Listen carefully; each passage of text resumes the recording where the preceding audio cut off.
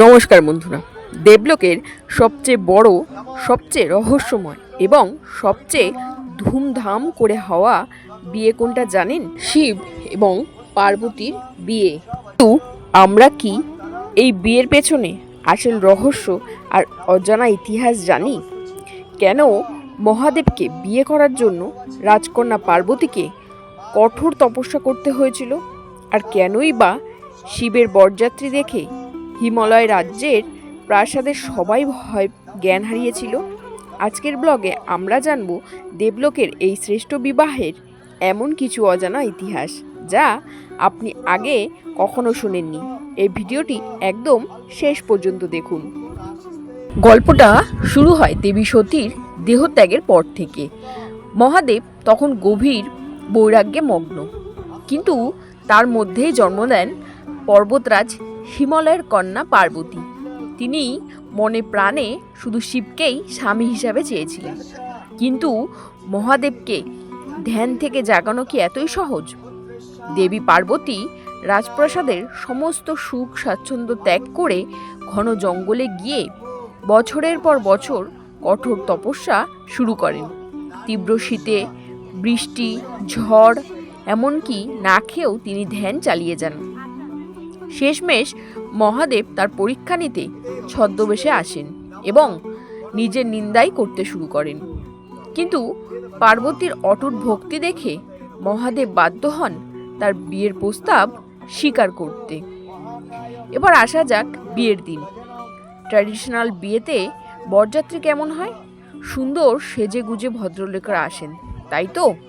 কিন্তু মহাদেব তো দেবাদিদেব, তার বরযাত্রীও ছিল একেবারে আলাদা। শিবের বরযাত্রীতে কারা ছিল জানেন? ভূত, প্রেত, পিশাচ, ডাকানি, যোগিনী আর সমস্ত অদ্ভুত আকৃতির জীবজন্তু। মহাদেব নিজে কোনো দামি পোশাক না পরে গায়ে ভস্ম মেখে গলায় সাপ জড়িয়ে ষাঁড়ের নন্দীর পিঠে চড়ে বিয়ে করতে রওনা হলেন। যখন এই বরযাত্রী হিমালয় রাজ্যের প্রাসাদে পৌঁছালো, দেবী পার্বতীর মা মায়না দেবী মেনকা জামাইয়ের এই রূপ দেখে এবং ভূত প্রেতেদের নাচ দেখে ভয় অজ্ঞান হয়ে গিয়েছিলেন। রাজপ্রাসাদের হইচই পড়ে গেল, যেই অদ্ভুত পাত্রের হাতে রাজকন্যাকে দেওয়া যাবে না। পরিস্থিতি যখন হাতের বাইরে চলে যাচ্ছে, তখন ত্রাণকর্তা হিসাবে এগিয়ে এলেন ভগবান বিষ্ণু। তিনি মহাদেবকে বুঝিয়ে বললেন, প্রভু, আপনি তো মোহমায়াহীন, কিন্তু সংসারী মানুষেরা রূপের পূজারী। রাজ পরিবারের মর্যাদা রক্ষা করতে আপনার একটু রূপ পরিবর্তন করা উচিত। ভক্তের কথা রাখতে মহাদেব হাসলেন, আর মুহূর্তের মধ্যে ঘটল এক অলৌকিক ঘটনা। মহাদেব ধারণ করলেন তার সুন্দর রূপ। তার শরীর থেকে কোটি কোটি সূর্যের দিব্য আলো বিচ্ছুরিত হতে লাগলো। জটা রূপান্তরিত হলো রেশমি চুল, গলার সাপ হয়ে গেল বহুমূল্য রত্নহার, আর চিতার ভস্মের জায়গায় সুগন্ধি চন্দনের প্রলেপ লাগলো। শিবের এই পরম সুন্দর রূপ দেখে রানী মেনকা চোখই ফেরাতে পারছিলেন না। তিনি লজ্জিত হলেন এবং আনন্দের সাথে বিয়েতে সম্মতি দিলেন। সনাতন ধর্মের বিয়েতে একটি অত্যন্ত গুরুত্বপূর্ণ নিয়ম আছে, তা হলো বরের বংশতালিকা বা গোত্র ঘোষণা করার। বরের বাবা, ঠাকুরদা এবং তাদের বংশের পরিচয় না দিলে বিয়ে নাকি অসম্পূর্ণই থেকে যায়। বিয়ে মণ্ডপে যখন হিমালয় রাজের পুরোহিত শিবের গোত্র এবং তার পিতার নাম জানতে চাইলেন, তখন চারিদিক এক অদ্ভুত নীরবতা নেমে এলো। শিব চুপ করে বসে রইলেন, কোনো উত্তর দিলেন না। চারিদিকে অতিথিদের মধ্যে ফিসফাস শুরু হয়ে গেল। তবে কি এই বরের কোনো বংশ পরিচয় নেই? পরিচয়হীন বরের সাথেই কি রাজকন্যার বিয়ে হবে? ঠিক এই সময় সেখানে উপস্থিত হলেন দেবর্ষি নারদ। তিনি তার বীণায় একটি মিষ্টি সুর তুলে হেসে উঠলেন। তিনি পুরোহিতকে বললেন, হে ব্রাহ্মণ, আপনি কার বংশ পরিচয় খুঁজছেন? শিব হলো স্বয়ংভূ, অর্থাৎ যার কোনো শুরু বা শেষ নেই, যার কোনো জন্মদাতাও নেই। তিনি নিজেই এই সমগ্র ব্রহ্মাণ্ডের উৎস। সমস্ত গোত্র, সমস্ত বংশ তো তার থেকেই সৃষ্টি হয়েছে। নারদের এই কথা শুনে পুরোহিত মশাই নিজের ভুল বুঝতে পারলেন এবং মণ্ডপের সবাই শিবের জয়ধ্বনি দিয়ে উঠল। এই বিবাহের গল্পে একটি অত্যন্ত রহস্যময় এবং কিছুটা ভয়ঙ্কর ঘটনাও জড়িয়ে আছে।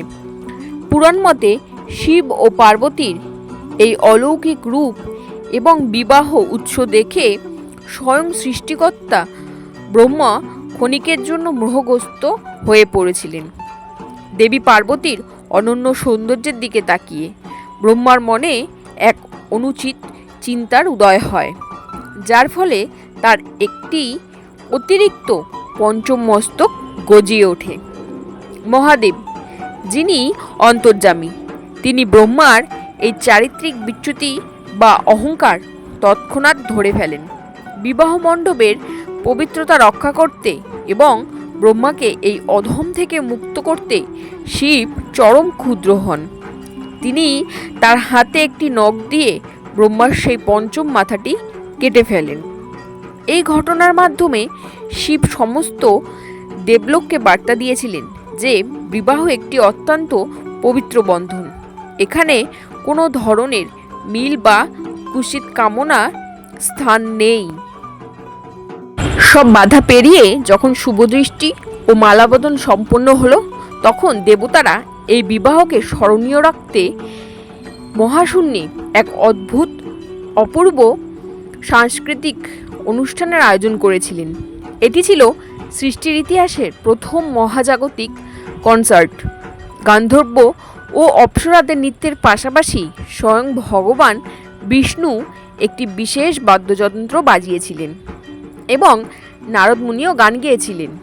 আর আনন্দ ঘন এই আবহে স্বয়ং নটরাজ শিব এবং দেবী পার্বতী একসঙ্গে মহাজাগতিক নৃত্য পরিবেশন করেছিলেন, যা এই সৃষ্টিকে এক নতুন শক্তি এবং আদান করেছিলেন। বন্ধুরা, শিব এবং পার্বতীর এই বিবাহ কিন্তু শুধু একটা গল্প নয়, এর পেছনে লুকিয়ে আছে আমাদের জীবনের এক মস্ত বড় শিক্ষা। প্রথমটি হলো জ্ঞান ও শক্তির মিলন। শিব হলেন জ্ঞান বা চেতনা, আর পার্বতী হলেন শক্তি। মানে আমাদের জীবনে সফল হতে গেলে জ্ঞান এবং শক্তি দুটোরই সমান প্রয়োজন। দ্বিতীয় সবচেয়ে বড় শিক্ষা হলো সবাইকে আপন করে নেওয়া।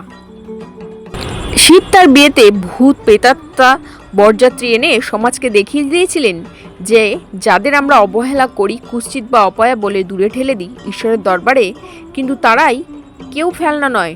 সবাইকে ভালোবেসে একসাথে চলাই হলো ধর্ম। শিব পার্বতীর এই বিয়ের অজানা ইতিহাস আপনাদের কেমন লাগলো কমেন্টে কিন্তু অবশ্যই জানাবেন। ভিডিওটি ভালো লাগলে লাইক করুন এবং বন্ধুদের সাথে শেয়ার করতে ভুলবেন না। দেখা হচ্ছে পরবর্তী ভিডিওতে। ভালো থাকুন, সুস্থ থাকুন। ওম নমঃ শিবায়।